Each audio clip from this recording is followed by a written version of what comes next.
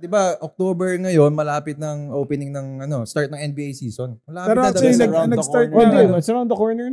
Nag-start na rin ng PBA last weekend. Wala pa sa PBA.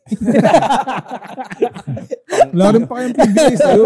Mas walang pakilang PBA sa'yo. Pag kayo tatanungin, ano yung mga pinaka-impactful na moves na ginawa ng mga teams ngayong season na darating? Kay Durant. Yung Durant na trade sa'yo? Para sa akin, ang impactful din na move is yung Horford to Warriors. Oh. Ikaw, Enzo. Ako, syempre, definitely. Happy ako na nagkaroon din ng move yung team na nagro-root ako sa Denver Nuggets. In-acquire nila si Valanciunas eh. Pero yung dalawang teams na napansin ko na nag-all-in sila ngayon, kumuha sila ng mga players is Orlando, tapos Atlanta, syempre. Hindi, pero sa lahat naman ng teams na yan, yung kung anong moves man ang gawin nila, it all boils down sa health ng player.